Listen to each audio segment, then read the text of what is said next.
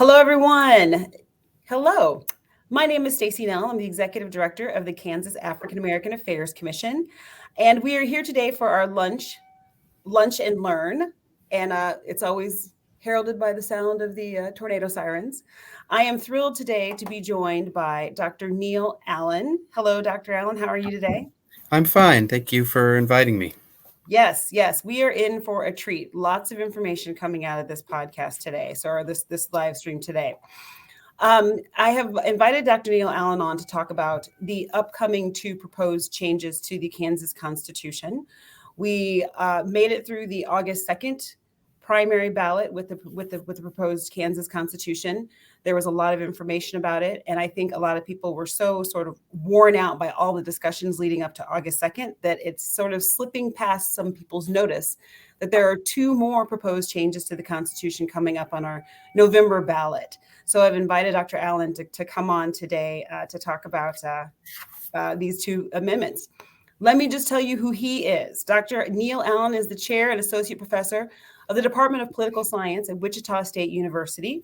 His areas of research include American and British politics, as well as the politics of race. He has several scholarly journal publications to his name, as well as articles published in the Kansas City Star and the Wichita Eagle. Dr. Allen has gained recent recognition for his knowledge of the proposed changes to the Kansas Constitution, especially the one that failed on August 2nd. He has been interviewed by media outlets including PBS Kansas, NPR's 1A, PBS NewsHour, and Politico. His expertise in the areas of Kansas constitutional politics is why I've asked Dr. Allen to come on the Lunch and Learn today to discuss the two additional proposed changes to the Kansas Constitution that will be on the ballot come November 8th. So thank you so much. The first question I always ask people, it's a lunch and learn. So what are you having for lunch? I just had some mangoes, and I think I'll have some lettuce and hummus once we're done. Wow, are you a vegetarian or vegan? No, but I just ate too much meat yesterday. Oh, yeah, so balancing out. I understand. Yeah, no, the farm diet that I grew up in Indiana has not served me well in my life, but I'm working out of it.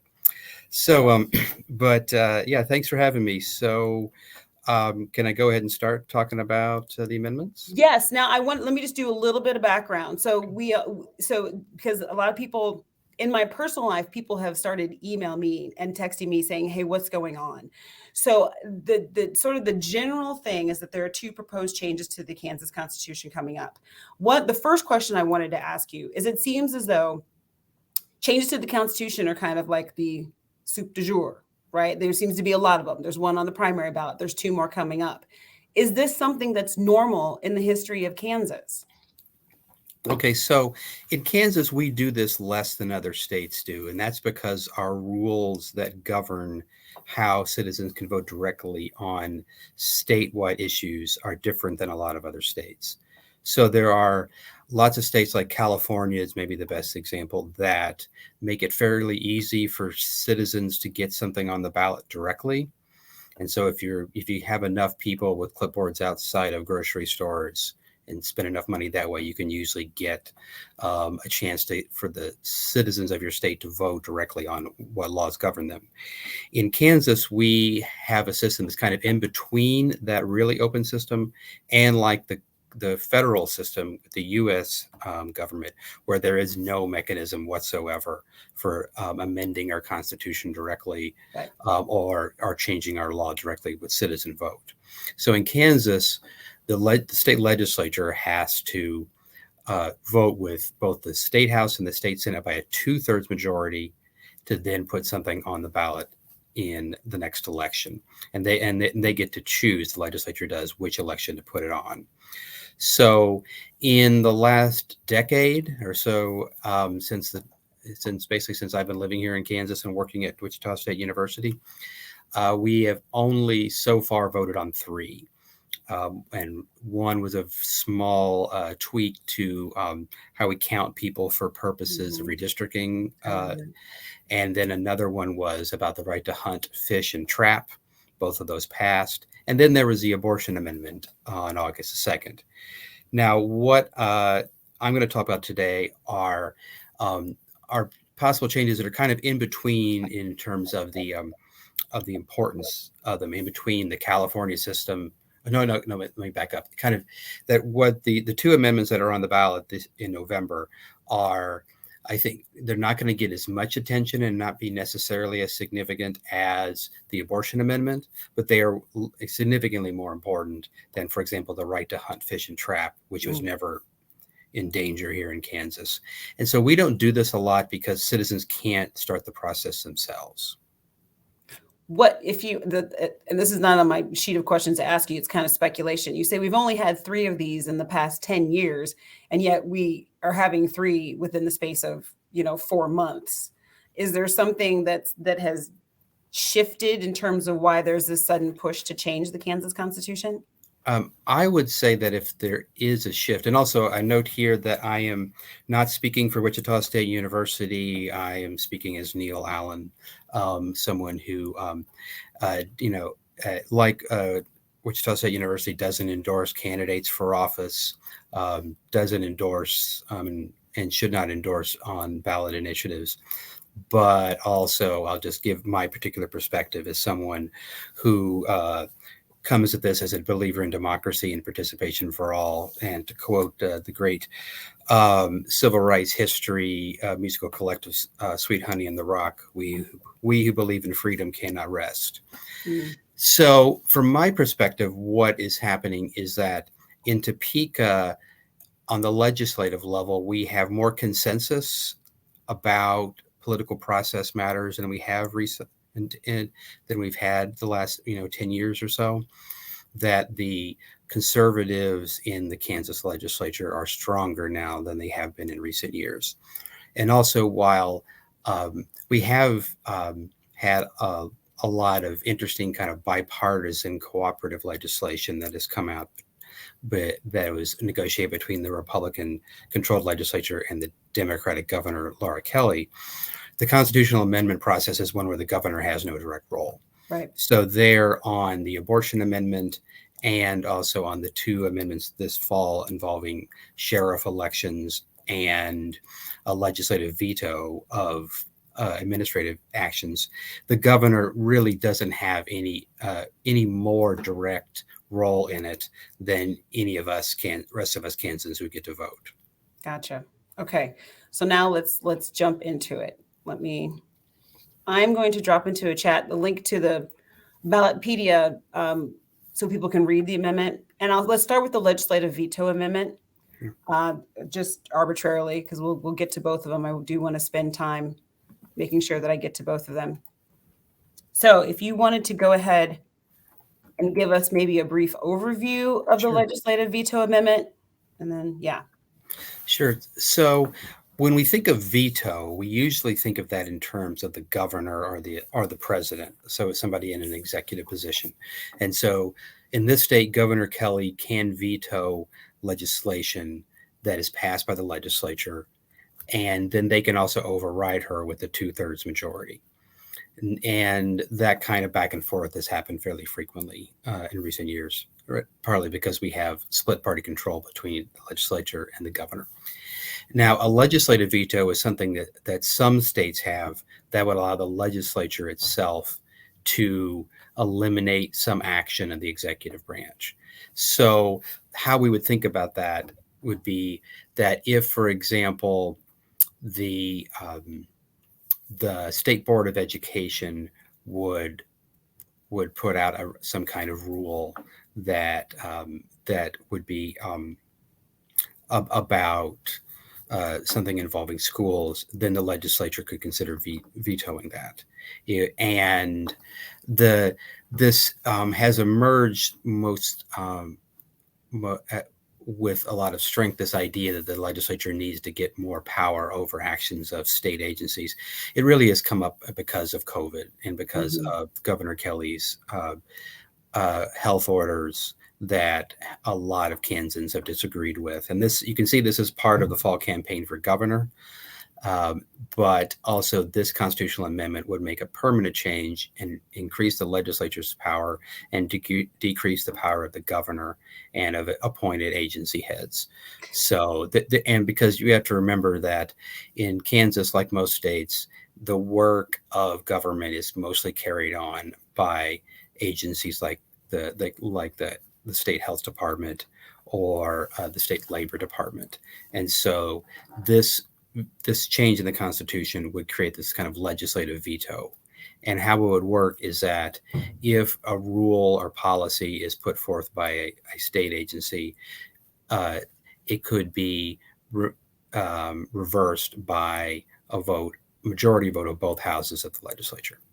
And I think this is a distinction because I think a lot of times, even to myself, right, and I can't fancy myself paying attention to the legislature, this is not dealing necessarily just with the governor's position. This is the executive branch. Right, right. And so because that of all the parts of the Kansas government that, except for the legislature and the courts, we can consider executive. Right. And so, I mean, bureaucracy is a term that we often use for these different agencies, and that, and so, but this particular action would be quite significant, and I'll mention how it will depend on its significance, on how on who's in the office, probably. So in Kansas, we seem to have in recent years been alternating between Democratic and Republican governors. Mm-hmm. And also the governors we've been electing in recent years, in particular Governor Brownback, or Attorney General Schmidt, if he is elected to be governor. Those governors tend to be closer to the conservatives in the legislature. And so this legislative veto probably wouldn't have a lot of effect if the Republicans control both the governor's mansion and the legislature. But if a Democrat is in office, like is now with Governor Kelly, and could be a different Democrat in the future, then this could have a very large impact, because then you would have differences magnified between different parts of government. So how does this differ? How, this idea of bringing in this legislative veto, how does this differ from what's established now? Like, I think people are familiar with the phrase checks and balances. How would this be something that's different? Is it a runaround of checks and balances? Is it undermining checks and balances? That it would be increasing the checks and balance power of the legislature over the governor. And so there's another concept called separation of powers we talk a lot about. And this particular action would limit the separation of powers. Okay. Now, there are good reasons for doing that, because it frequently happens that a legislature will pass a law, and then the governor will apply it in a way that the legislature didn't necessarily intend. Okay. And so this is a way for the legislature to have more power in this particular process of slowly, and then sometimes when times like COVID in 2020, very quickly, the policy environment can change. And so, but we should remember that the legislature already has the power to pass legislation that can reverse previous legislation or can clarify. But that process is much more difficult than a legislative veto process would be, because the legislative veto wouldn't have to be connected to the larger issues that the legislature is dealing with at any given time. Or wouldn't have to be a bill necessarily. Right. Yeah. So right now, the way the legislature works is that the house, like, for example, the house will bring something and has to come to the floor. It has to pass. Then it goes to the Senate side. It has to pass. So it has to sort of be agreed on by a whole lot of people. So this is sort of a way of cutting that process short. Right. And also it would cut the governor out of the process, because it would in effect remove her veto from that situation. Right. Okay. So that's a pretty drastic move. For the sake of clarity, can we talk about what exactly will a yes vote on this? So we're still talking about just the First Amendment, the first proposed change, which is the legislative veto. What will a yes vote mean, and what will a no vote mean? So a yes vote will give the legislature more power over administrative agencies. A no vote will keep things the same, where administrative agencies and the governor that appoints their heads will have more will have relatively more power over the over administration of government than the legislature does. So So this would so a yes gives more power to the legislature. No keeps things the same. okay, that's kind of what I was going to say. A yes note is throwing more power towards the legislature in the checks and balances that people may be familiar with, and a no vote is essentially leaving the system where it is now. So in order for the legislature, the balance of power right now is, both houses. Then it goes to the governor's office. They can veto or not veto. A veto might be sustained or overridden. Sort of the Right. schoolhouse rock, thing that we're all familiar Sure. with, and how a bill becomes a law. Sure. And also that a governor's veto can be overridden by a 2/3 majority of both houses. And there's a lot of difference between getting in the state Senate, for example, 21 out of 40 instead of having to get 27 out of 40. That's a detail that we neglected to mention, that this veto says that it can be overridden by a simple majority. That is so key. That in the language it says that by a simple majority, so it only has to be 50% plus one, versus the normal checks and balances, which is 2/3 majority. That's So right. that's That's right. And there are lots of things that there's rules in the legislature and different processes that will mean that getting things in the agenda often takes a supermajority, depending on what time of the session it is. But in Kansas, we have seen in recent years, and I would predict it'll be similar to this, that the Democrats will often hover around a third of the seats. right. And if you had to guess, in the state house, which is up for election this fall, the Democrats are below 1/3, and they'll probably stay below 1/3, but it'll be fairly close. And on important issues, Democrats can find Republican helpers to then get over that 1/3 threshold to block any like, for example, future constitutional amendments from being put forward. Right. But it just seems highly unlikely for the Democrats to get majorities in either house of the legislature. And so this really, in our context in Kansas, would be empowering Republicans against Democratic governors and their appointees. Although, there's a lot of Kansans that would support that idea. Right. Okay. I'm trying to even this balance. We may go a little over 30 minutes, but these questions are so important, and I'm thank you for your clarity of just telling us what's going to be on the ballot. Let's move on to talk about the second one, the election of sheriffs. So I'm going to drop in the chat a link dealing the Ballotpedia, the election of sheriffs. I confess this one is one that I have more questions about. This one doesn't feel as intuitive. Maybe it's because I haven't paid much attention to the election of sheriffs, whereas I've paid a lot of attention to the Kansas legislature. So if you could just give us a quick overview of what this amendment change or proposed change is about. Sure. And I think that this particular amendment is much less significant and important than the legislative veto, and really would be its effect would be fairly small initially, and then might and except possibly on one county.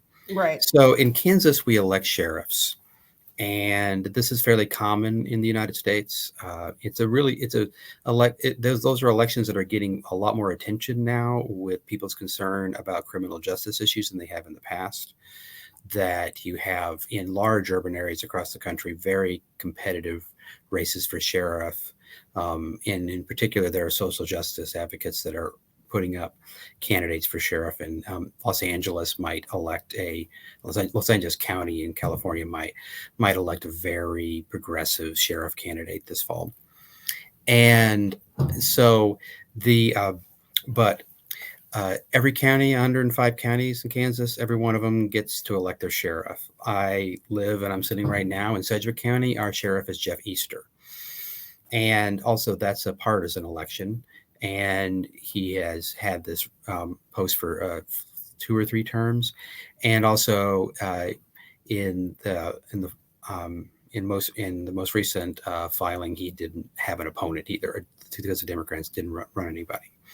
That sheriff elections are are one of the more important races that people don't pay enough attention to. Right. But this particular amendment wouldn't have much of an effect on it because right now counties can decide whether they want to elect their sheriff or not. And one county, Riley County, which is where Manhattan is and where Kansas State University is, they have an appointed sheriff, and so they choose their sheriff in the way most cities choose police chiefs, um, and so there's and this particular amendment would say that every county that currently elects a sheriff, which means 104 out of 105, they have to keep electing their sheriff.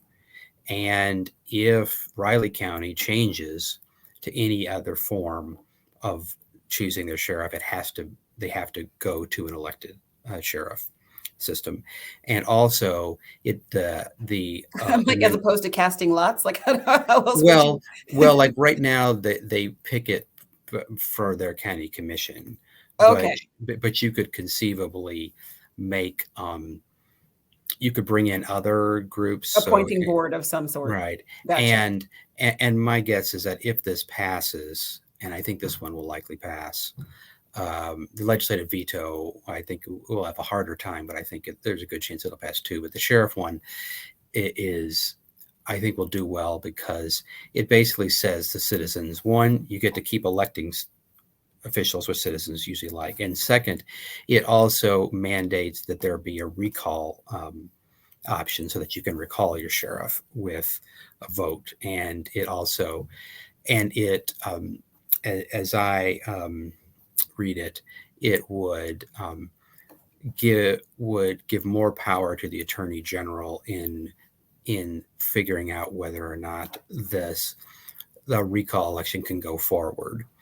And because in Kansas we have recall uh, processes in place for lots of local officials, Right. but for lots of good reasons, it's hard to trigger those processes because in states that have very easy recall processes, you can have, seats where you have, 2 or 3 people in them within the space of a term because just a group decides that they don't like their decision, and then they can get Right. something on the ballot quickly, and then recall them. Here, there was a recall attempt against a Sedgwick County commissioner a few years ago named Richard Ranzow. He was then later defeated in re-election. But the question was over the fact that he and the county commission majority had turned down federal government funding for a health department position. And to recall him, you had to have something on the ballot. It have to be saying that he was either incompetent or having direct kind of corruption issues, or was failing to do his job. And the recall supporters tried to get in on the failing to do his job, but the county attorney said that wasn't fitting their requirements. So that's kind of deep into the weeds on this one. Sorry, but the idea here is that for for electing sheriffs, this locks in our current process and also mandates that there has to be a recall option for each. Is there an option for recalling sheriffs now? That I'm not sure about, and I think that might differ from By county to county. Mhm. But also this mandates that they have to have it. Okay.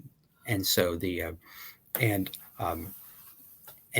on this one, I think some of the stakes are that this would in effect empower groups that can organize quickly to try to recall an official. But my guess is that there's going to be fairly few recalls of sheriffs. I can think of one. Anyway, so what is this trying to? Okay, given the makeup of the Kansas legislature, given the political philosophical bend of the Kansas legislature, this amendment didn't seem to. Do you know what I mean? Like I kind of was like, they're pushing this. Like it was interesting to me. The legislative veto power that seemed to go right along with the value them both, and who I know the Kansas legislature to be.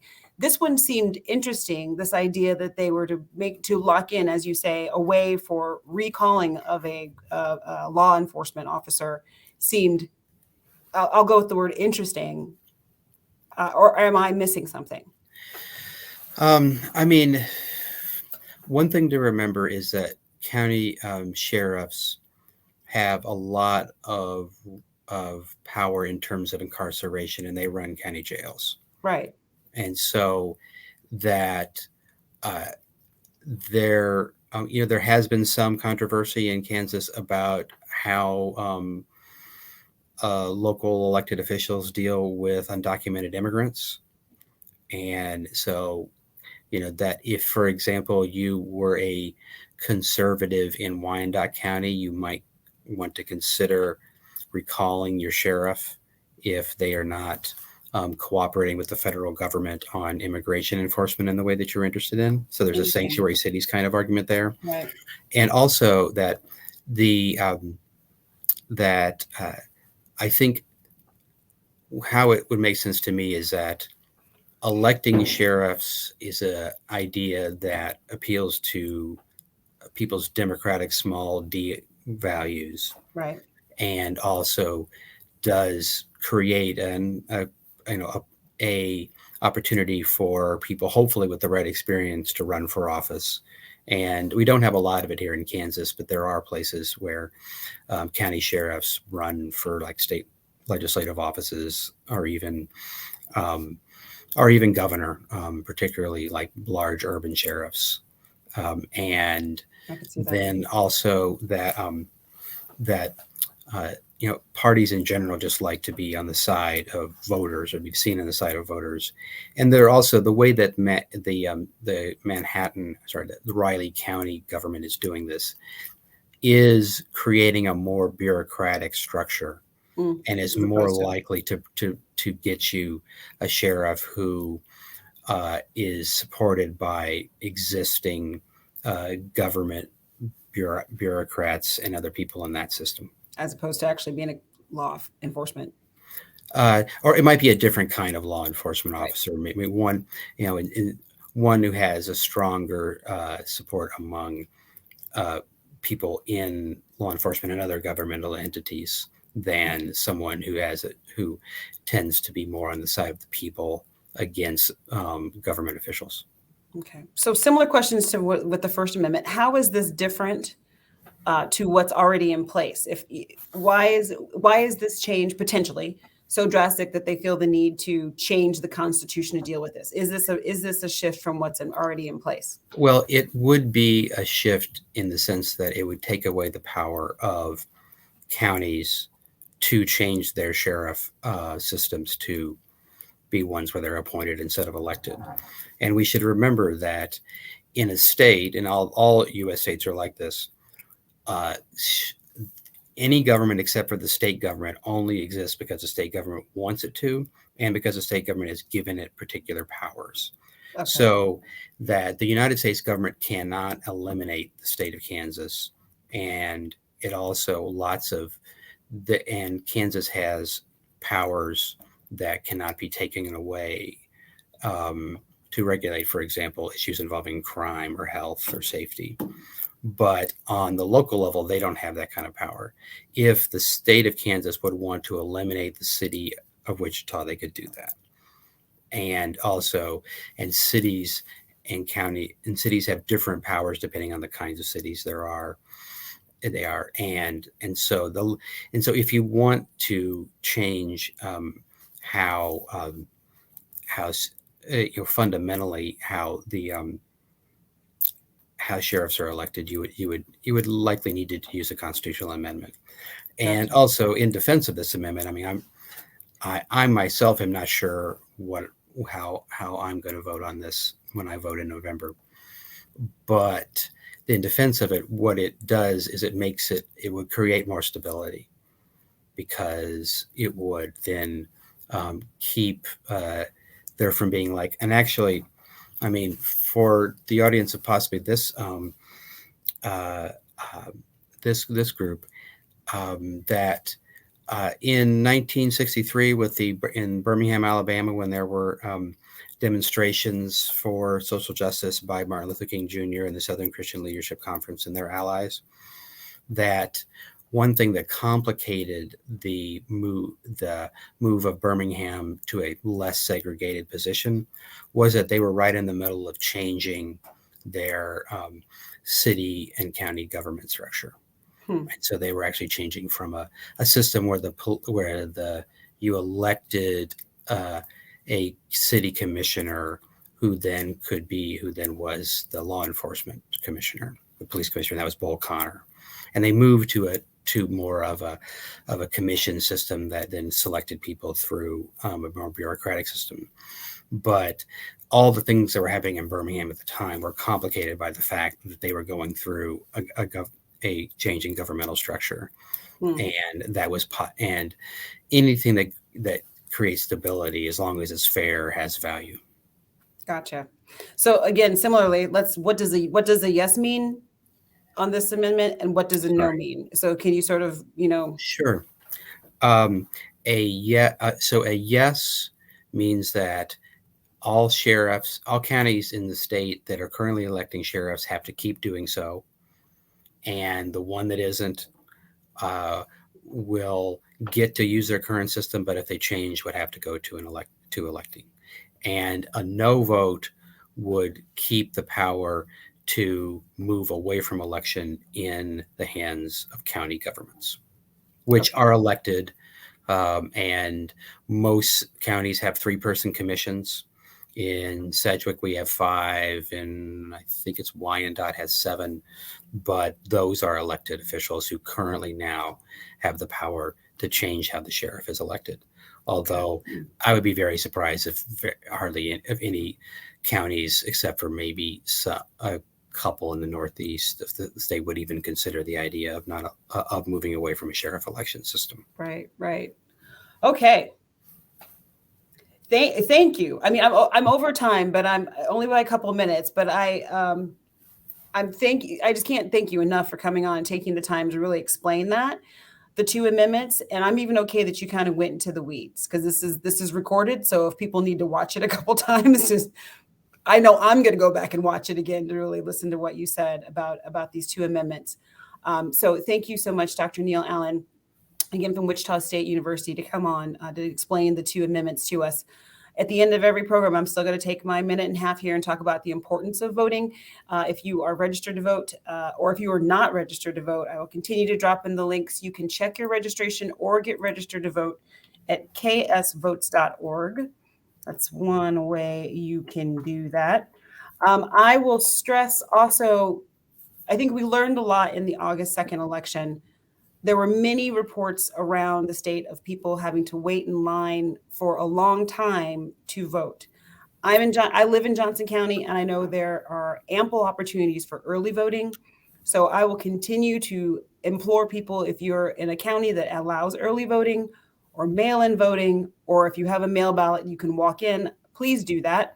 Because the idea, as I was watching things happening on August 2nd, the idea that there would be people who potentially might be standing in line and getting discouraged by the length of the line and potentially getting out and not voting was giving me heart palpitations. And also, States, if I could just jump in there, another reason to either vote early or by mail is to relieve the burden on election day from our election officials and the incredibly important and overburdened staff that works in county election offices, and also all the volunteers who are working that day to try to administer our elections. And so if you can take work off their plate on election day, you will make their lives easier.